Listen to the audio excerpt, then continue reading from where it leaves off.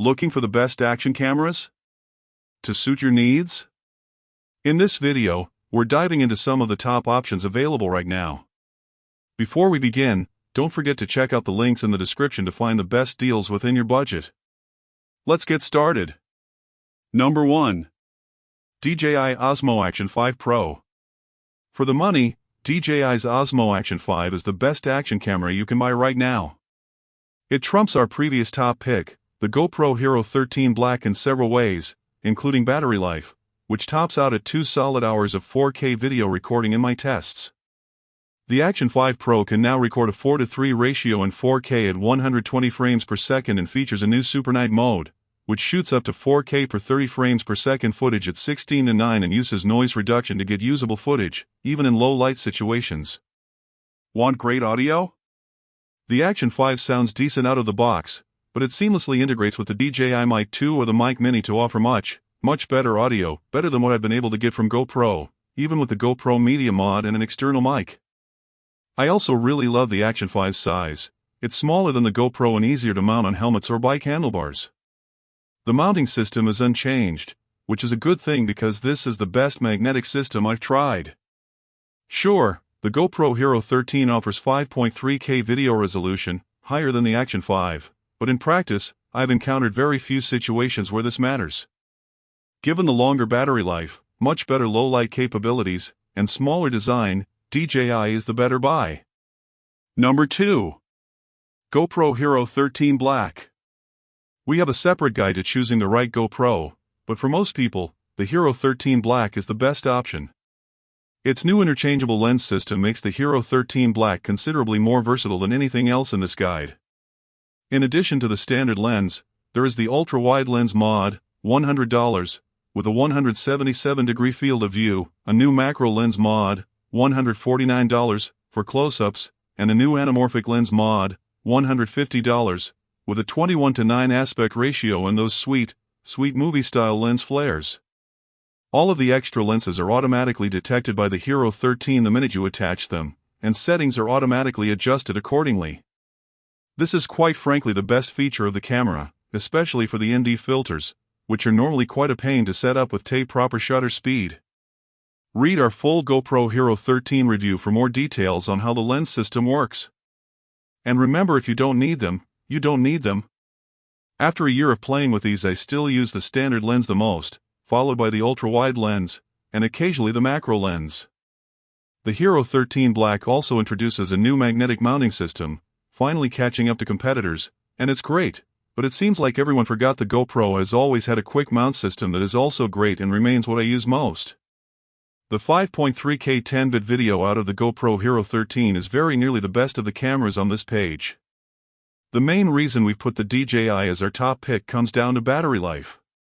Still, this is the camera I personally use the most, and the new lens mods open up some shoot possibilities unique to this camera. If you're into having something a little different, GoPro recently released a limited edition white GoPro Hero 13 Black. Yes, that is confusing, along with a green model. Number 3. Insta360 Ace Pro 2. If you're going to be filming yourself at all, the Insta360 Ace Pro 2 is the camera to get.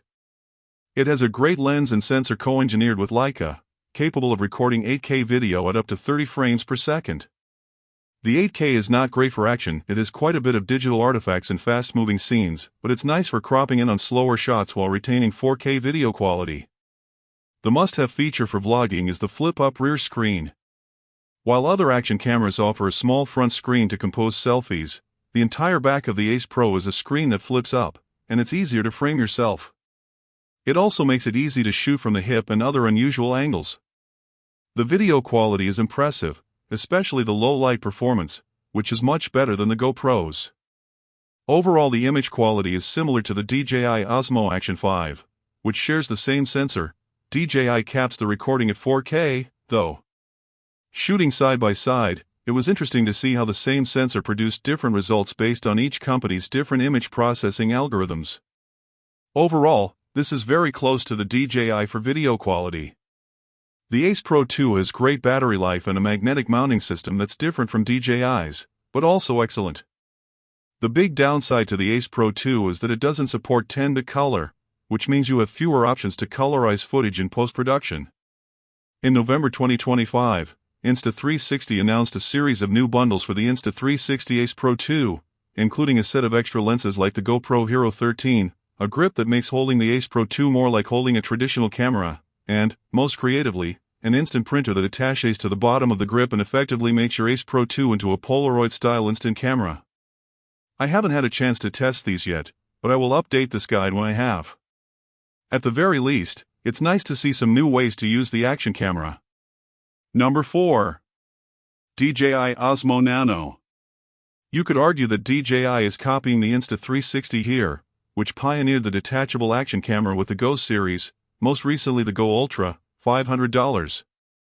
But the first thing I thought of when I started testing the DJI Osmo Nano is the DJI Action 2, a weird blip in the action camera world that came out and vanished in barely a year.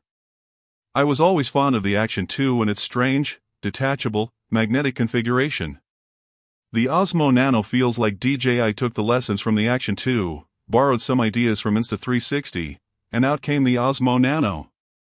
The Nano consists of the Vision dock, as DJI calls the screen and base, and the camera portion. They can attach with the screen facing either direction, using the same magnetic mount that DJI uses in other cameras.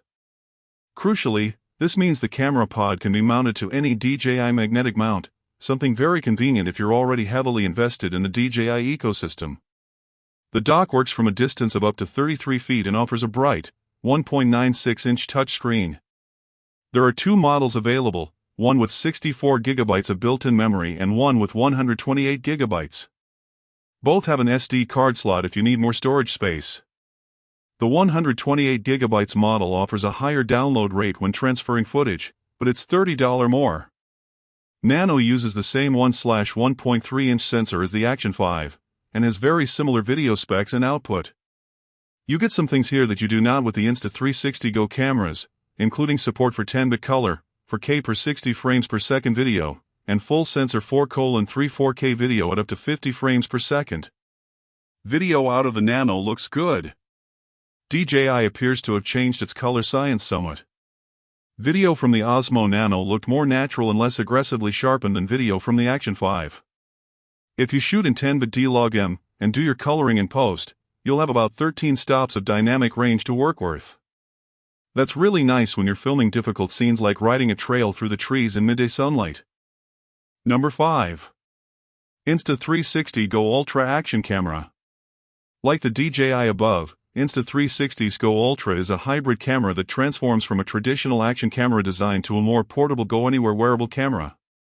In action camera mode, it's much like everything else in this guide. The flip-up rear screen is very similar to the company's Ace Pro. The real genius of the Go Ultra, though, is when you remove the camera from the base and shoot with just the tiny little pod. The extremely strong magnetic mounting system on the camera pod means it'll stick to just about anything metal, enabling you to get shots and angles that no other camera in this guide can match. Most important though, this camera is just plain fun. I keep mine in my camera bag all the time and find myself using it more and more.